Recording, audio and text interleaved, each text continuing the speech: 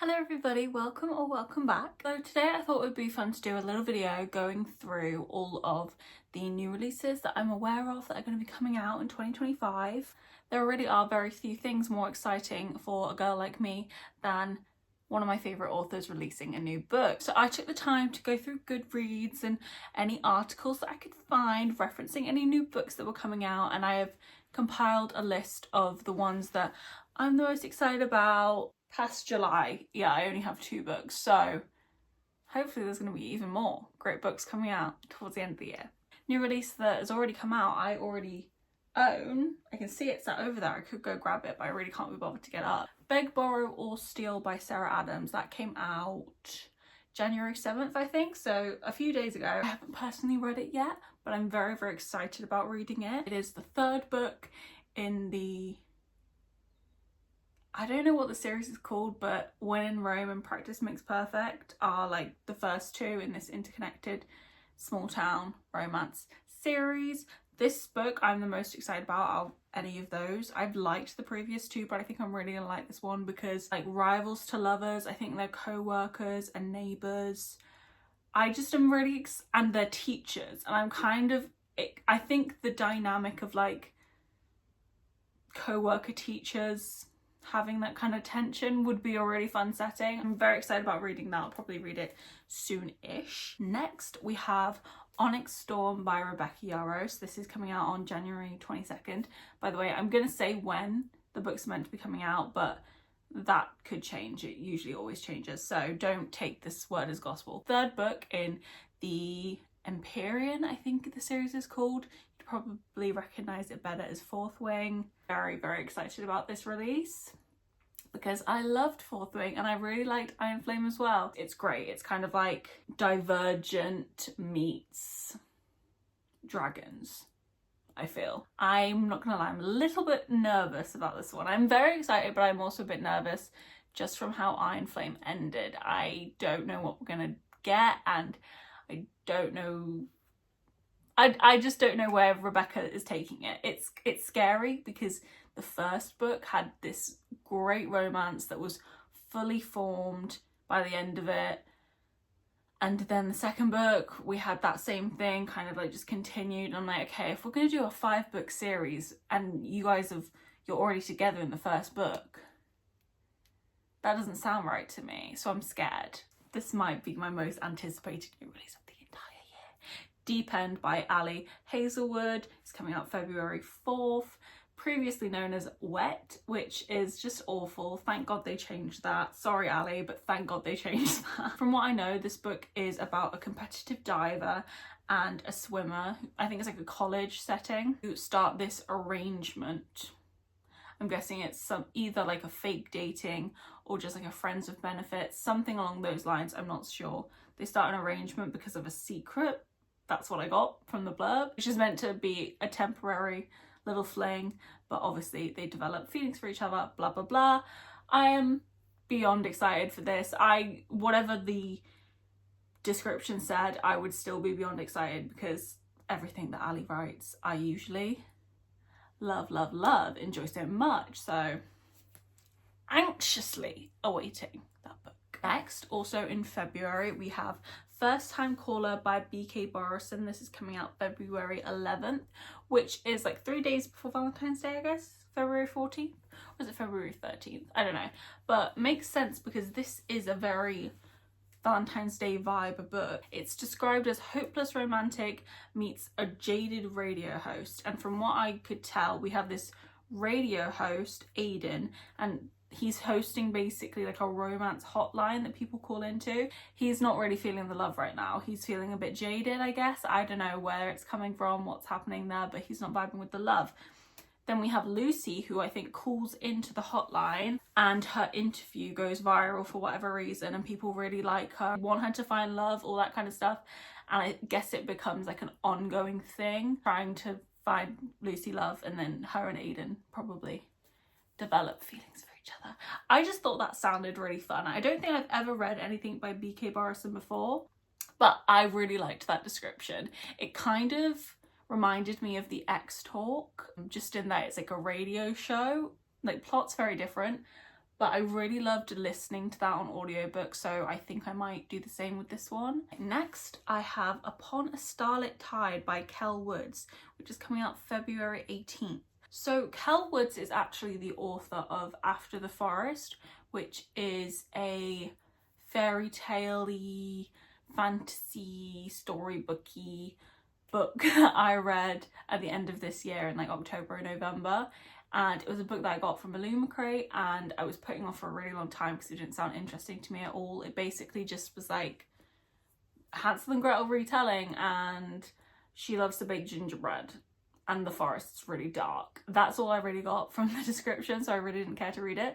But then I did read it, and I really, really liked it. It was, like I said, really fantastical, very storybook, really fairy tale-y. I don't know, it was just a good time. Her new release down, because I think I'm definitely gonna read it. I'm quite excited about it. So it is a fairy tale inspired historical fantasy combining elements of The Little Mermaid and Cinderella. That sounds kind of fun. We are following Lucinda, who I think it's kind of giving like The Little Mermaid with all her sisters who are all like really good daughters and do what their father says. I think they're all married off and stuff like that, and that's kind of what's expected of her, but she doesn't want to do that. She wants to join a crew on a ship, like pirate vibes, which I also love the idea of pirates. I love pirate books. Not that I've read many, but I like the idea of pirate books, so this sounds good to me. She saves the youngest son of this powerful ship owner, I guess, from drowning, and is really drawn to him and wants to attend this ball that's in honour of his not dying, which I guess is the Cinderella aspect. I just thought that sounded really good, and there was something else about like the magic of this place slowly leaving, like the people with magic were leaving, and then there's like maybe a war going on, I don't know, but it sounded really fun, so I'm really excited about that. Next, moving on to March, we have Wild Side by Elsie Silver, which is coming out March 4th. It's the third book in the Rose Hill series. I read the first one. I haven't read the second yet. I'll probably try and get to it before March. I believe we've already met the character from this book in the first one. Her name's Tabby or Tabitha, I guess. And I remember from the first one, she's looking after her nephew. I think she's full-time guardian of her nephew. But I guess there's something going wrong with that, and I think she's gonna marry his dad, I'm guessing, or maybe it's not his dad, but she has to marry this guy for some reason. It's gonna improve the guardian situation, but I reckon it's probably his dad. That's the only thing I can think of, and he's giving like grumpy vibes. I think we also met him in the first one. Next in March, we also have Fan Service by Rosie Danan. This is coming out March 11th. Basically we have Alex, who runs this online like forum, I guess, for this show. I think it's about werewolves, and she's obviously really likes this show, is very knowledgeable about this werewolf show, but she really dislikes the star of the show. I think she probably met him and had a bad interaction when they met. The star of the show, his name's Devon, and he wakes up, I believe, in a forest, and it's feeling like maybe he's a werewolf, so he decides to go to Alex because she's kind of like an expert on werewolf things from running this forum. I guess he's trying to convince her to help him with his werewolf things, to understand what's happening. I don't know. I just thought the dynamic could be interesting. I don't know. It might be a dud, but I thought it could be good. We also have in March, God, we have quite a few in March, don't we? Story of My Life by Lucy Score. I haven't really seen much buzz or heard anyone talking about this, so I'm interested to see what this is like, but it is another small town romance series, I believe, and I think it's just giving pretty standard, like, rich girl moves to small town and meets a guy who likes to build things. Like, what I'm reading is Hazel is forced to move out of her Upper East Side apartment, and I believe she's a writer, and she's basically like on her last legs with her publishers. They're like, you need to get us that book, whatever the fuck, and blah blah blah.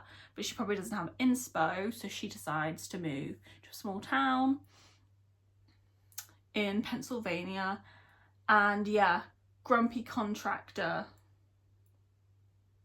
is giving her inspo for her leading man.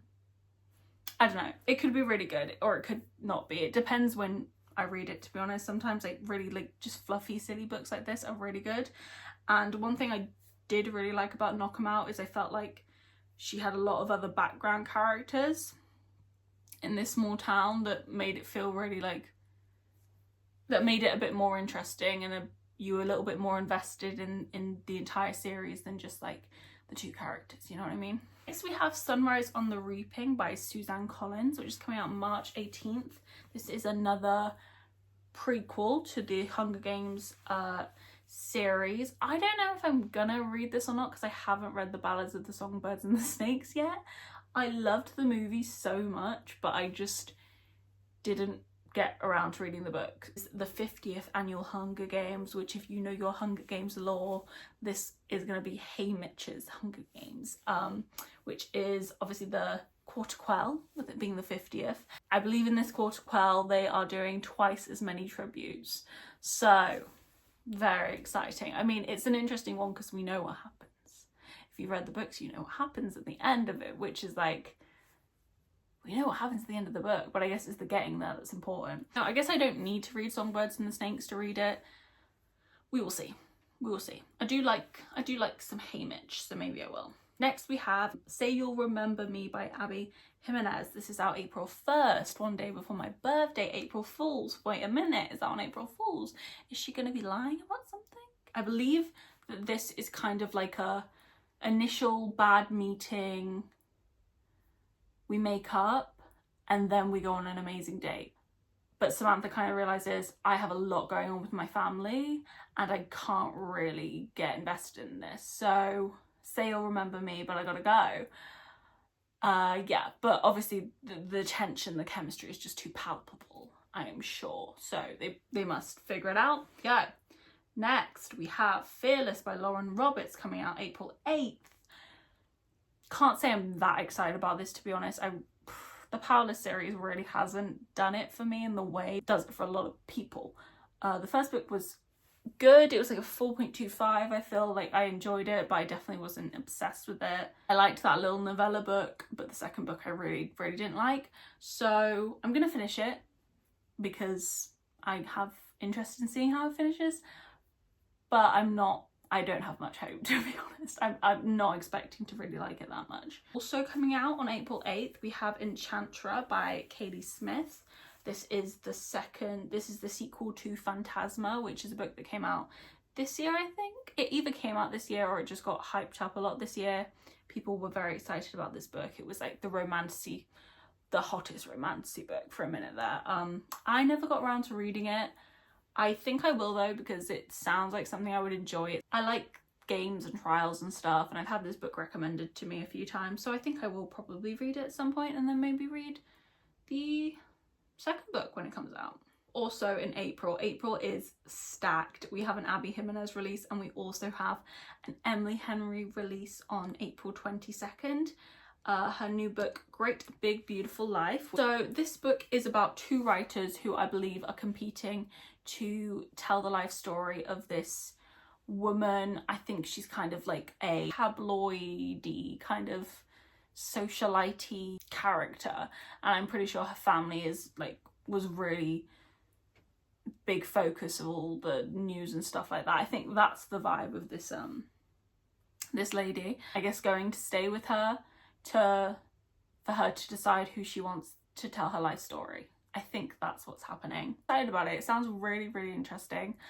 I'm really excited to read not just about these two characters. I'm sure they're gonna fall in love and stuff, but also find out more about this woman character. She sounds very fascinating to me. Emily Henry did say that, I don't know if it inspired the book, but she said that Taylor Swift's song, The Last Great American Dynasty, was like a nice companion for this book. So that's definitely exciting. Oh, 2 days later, April 24th, we have Rewind It Back by Liz Tomford. There's very little information about the plot of this book. All I know is that it's going to be Rio's book, which is very exciting. I'm waiting for Rio's book since the start of the series. I have only read 3 of the books in the series, so I need to catch up on 1 before this comes out. I'm very excited. I've really liked the Windy City series. They're all sports romances, but sports romances with a lot more depth, really great love interests, really, like, I can't emphasize enough, Liz Tomford really knows how to write a man. So very excited about that. Last book in April. God, April really is stacked. April 29th, we have Destructively Mine by Krista and Rebecca Ritchie, which is going to be the second book in their Webs We Weave series, which they came out with this year. I read the first book. It's basically about this girl Phoebe, who is the daughter of a con artist, and she basically has grown up stealing money from rich people, swindling, if you will. Her and her best friend, Lily, who is in a similar position to her, basically decide to leave their life behind and they move to this wealthy college town. So that's all in the first book. Moving on to this book, I'm excited to see where we go next because we got left on a little bit of a cliffhanger on the last one. I don't know where it's going to go. I don't know where the series is going to go, but I liked the first one enough to be excited about this one. So next we have It's a Love Story by Annabelle Monaghan. This is coming out May 27th. Very, very exciting. I really, really loved the last Annabelle Monaghan book that I read, which was Summer Romance. I think that was the only one that came out last year. It's about Jane, who I believe when she was younger, she was a character on this TV show. I think she was kind of like the comic relief, but kind of like made fun of teenage daughter character. I feel like we can think of multiple of those. Now a creative executive at Clearwater Studios, and she is really trying to get her first project greenlit. In trying to get it greenlit, I guess she claims that this pop star Jack is going to be writing a song for her project, and that's not true, but she claims this. Basically ends up having to go to this other guy, Dan, who is a cinematographer and described as her former crush. She goes to him because Jack is performing at a festival in his hometown and I guess wants him to help her convince Jack. And I think she knows Jack, by the way, too. I always kind of like books about not quite famous people, but people kind of living on the outskirts of fame or outskirts of Hollywood, just outside of the glitz and the glam. I feel like that's usually quite interesting. So very excited about that. Next, we have Atmosphere by Taylor Jenkins Reid. That's coming out June 3rd. I haven't really heard much about this. I would expect people to be a lot more excited about a new Taylor Jenkins Reid book. It's set in the 1980s during the space shuttle program, and we have Joan, who is a professor of physics and astronomy, and I believe she's looking after her niece. She's very happy with this life until she sees an advertisement basically looking for the first woman scientist to join the NASA's space shuttle program. She applies, gets in. I don't know if it's going to be kind of like an ensemble vibe. Is that the right? I don't know if that's the right term for a book, but it mentioned this exceptional group of candidates that all become unlikely friends. So I feel like it might be a little bit of like we're going to get to know all these different characters. Next, in June, we also have Sounds Like Love by Ashley Poston. This is coming out June 17th. I haven't read Ashley Poston's last book that just came out, something Love Story, I can't remember what it's called, but I haven't read that. I might get to it, but this one sounds a little bit more interesting to me than that one. It's about Joni, who is a songwriter, very like successful, living in LA, but she cannot write. She has lost all inspiration, it's dried up, so she decides to return to her hometown in North California. But when she gets there, she kind of realizes that everything's moving on without her. I guess it's about like growing up and what that feels like to like go and live your dreams and then, or like live your life and then seeing what was your life move on without you. That might make me spiral out of control. And I believe that there is a musician fella who she either already knows or meets while she's there, and they, I guess, have some sort of chemistry, and both, it was being described as a song in their heart or a tune in their heart, something, or maybe it's magical, because Ashley actually does do magical things. This makes more sense because it was being described in the blurb as like they both have this song in their head, like the start of a song, and they like want to get rid of this connection. And I was like, okay, they both have a tune in their soul and they want to sing it together. And I was like, but I think maybe that is a literal, they both have this fucking that won't leave their heads. So I guess they have to work together to get this song out of their heads. And then obviously fall in love. Right. Ooh, next we have The Irresistible Urge to Fall for Your Enemy by Bridget Knightley. This is coming out July 1st. This sounded really interesting. It kind of gave me The Villain's Assistant, something along those lines, that book that came out a while ago. I didn't love that book that much, but I loved the idea of it, and this kind of gave me a similar thing of it being a romantasy book but with a more rom-com-y plot, you know what I mean? I've not really enjoyed books like that so far, like a fantasy book that isn't high stakes, but this sounds kind of interesting. So we have, it says it's enemies to lovers, a romantasy duology, and it's going to be featuring a scholarly healer and a gentleman assassin. Basically, we have Ostrich, who I think is suffering from some sort of like curse or plague or some sort of long-term illness. I don't know.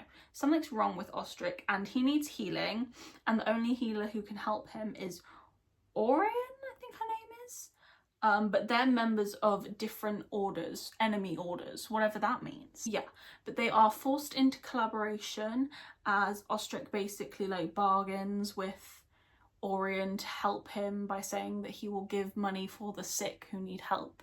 Isn't that lovely? Something along those lines.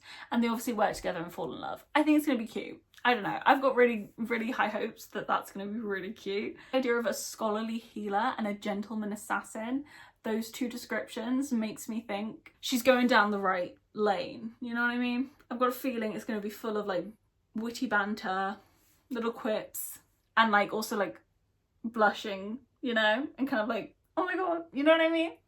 I think that's what we're going to get. So yeah, excited about that. Next, in July, we have Not Quite Dead Yet by Holly Jackson. This is coming out July 22nd. This is a very interesting plot, but I'm not gonna lie, I think this plot would maybe make me spiral a bit. It is about Jet Mason, who is violently attacked by an intruder. Jeez. And she suffers from this really terrible brain injury after she is attacked, and the doctor says to her, you are most certainly going to have an aneurysm and die within the next few weeks. So she has 7 days to figure out what happened to her, and she is determined to find her murderer as her childhood friend Billy there to help her. So yeah, Holly Jackson, Good Girls Guide to Murder series, I really, really loved. Her newer Rachel Price book, did not like. So I'm hoping that I will like this one. I think it sounds really interesting. So I have high hopes that it's going to be good. Also in July 29th, we have Glorious Rivals by Jennifer Lynn Barnes. I don't know if you would consider this the second book in this The Grandest Games thing, or if this, because The Grandest Games is the spin-off of the Inheritance Games. It's kind of like the 5th book in the Inheritance Games. But there's also that Brothers Hawthorne book. So where did that fall in? I don't know. What I do know is I think Jennifer Lynn, I think she needs to move on to something else, because I love her writing, I love her books, but I think you are just wringing this dry. We need to move on. Glorious Rivals is basically just a continuation of The Grandest Game, which I haven't read yet. I guess I maybe will, I don't know. It is an annual competition run by Avery, who we know from the Inheritance Games and the 4 Hawthorne brothers. It's kind of giving Charlie and the Chocolate Factory. There's 7 golden tickets and you need a golden ticket to be able to compete in The Grandest Game. There is money, there's lives on the line, all these kind of things, love on the line. And I think that Grayson from the brothers, out of the brothers, is gonna have a bigger role in this, I guess. I don't know, we will see. 2 more books left. We have A Theory of Dreaming by Ava Reed. This is coming out August 5th. I'm sure that there's going to be more new releases coming out around this time. We just have yet to hear about the sequel to A Study in Drowning, which is a book that I read in 2023, I think, which I really, really love. All I could really get from the description that I read about it was Effie and Preston are back, and Men Are Still awful to Effie, and Preston is lucid dreaming. That's all that I could really gauge. But I'm excited about it because I really love the characters. I don't know if it's going to be for everyone. I've said this before when I talked about this book. It just really did it for me. It hit me in a way. I really connected to Effie in particular. So I'm excited about reading this, but it's probably not for everyone. And then last but not least, we have The Ballad of Falling Dragons by Sarah A. Parker. This is coming out October 7th, allegedly. This is the sequel to When the Moon Hatched, which is a book that I own but haven't read yet. I will probably get to it before this comes out. I have very little clue of what it is about, but people really enjoyed When the Moon Hatched this year. So I'm sure that's going to be an exciting one. That's all of the new releases that I wanted to talk about. If we're lucky, maybe we'll get... What do we want to bet that we get Sarah J Maas announcement this year? I'm not sat here thinking that we're going to get a release, but what do we want to bet that we're going to get an announcement of a new Sarah J Maas book this year? I think there's a chance. Also, I feel like Jessa Hastings might be coming out with a book, but I didn't see it anywhere. Oh, I don't know, whatever. I hope you enjoyed this video. Thank you very much for watching. Let me know what new releases you're excited about. If there's any that I missed that you think that I should know about, please let me know. Yeah, thank you for watching. Really hope you enjoyed, and I will hopefully see you guys next time. Bye!